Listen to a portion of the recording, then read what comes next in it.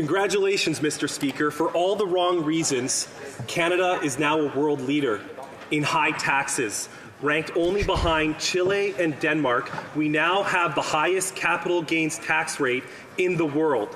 In the midst of a productivity crisis, how can the Minister of Small Business support a tax hike that will kill jobs and decimate our entrepreneurs? The Honourable Deputy Prime Minister and Minister of Finance.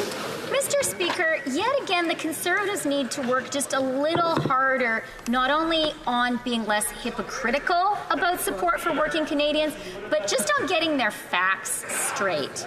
After this move, the capital gains rate in Canada will be lower than the tax paid in California or in New York City. Furthermore, the meter, Canada's marginal effective tax rate, is the lowest in the G7, and anyone who read the budget would have seen that. Wow. The Honourable Member from Carlton Trail, Eagle Creek.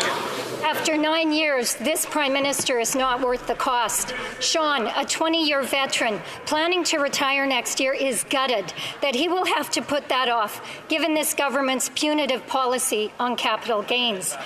It wasn't enough for this Prime Minister to leave veterans high and dry because they were asking for more than he could give. Now, despite Sean's decades of service and prudent planning for his retirement, the Prime Minister wants to take more. So my question is this: how is that fair?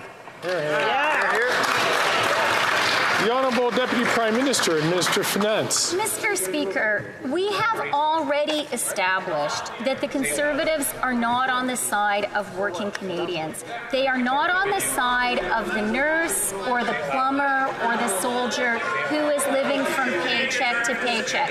They're on the side of the multimillionaire who has already made $250,000 in capital gains profit in a given year. But in opposing this measure, they're also opposing dental care that will help 9 million Canadians, school food, 400,000 children, and our plan to build 4 million homes in Canada. Shame on them, Mr. Speaker. The Honourable Member from St. Margaret's, South Shore, St. Margaret's, rather. The Environment Minister is already under fire for his $30 billion carbon tax cover-up. He was a lobbyist for Cycle Capital. Cycle Capital companies got more than $200 million from the Liberal Green Slush Fund. Wow. Now we learn he is still a big shareholder in Cycle Capital. And since becoming Environment Minister, Cycle Capital companies have gotten another $17 million from the Green Slush Fund. Liberal insiders getting rich on taxpayer money, a carbon tax cover-up, the Environment Minister profiting from the Green Slush Fund sleaze. When will Liberal corruption end? Never. The Honourable Minister for Innovation. For the question, you know what is profiting for all the work of this government and all the members in this House is record investment in green technologies in this country, Mr. Speaker. We rank #1 ahead of China for the battery ecosystem, Mr. Speaker, in this country, and have more.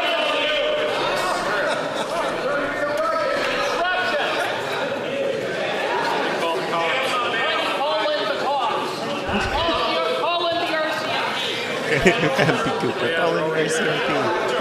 Come with your hands up.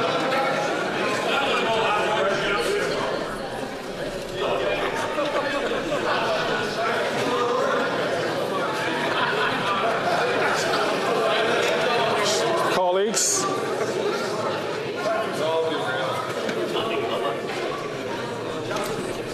We're almost there. We're almost there. 3 more sleeps. Couple of more sleeps. The Honourable Minister of Innovation from his top, please. Oh, Mr. Speaker, I have more to say for these sleepy Conservatives, Mr. Speaker.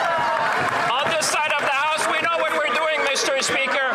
We have seen, thanks to the work of this government, the Minister of Finance, the Minister of Environment, all this bench, the Prime Minister, we have seen record investment in this country, Mr. Speaker. We rank first in the world for the battery ecosystem, ahead of China, Mr. Speaker. Windsor, St. Thomas, Bécancour, Mr. Speaker, Kingston. Canadians are winning. Canada's winning, and we'll fight for Canada every step of the way.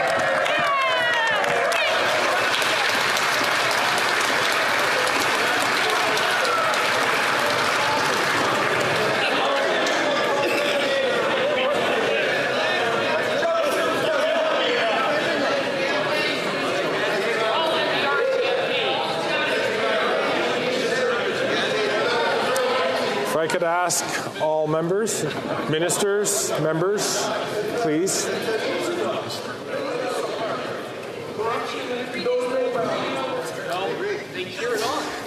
I am thinking about 3 more sleeps.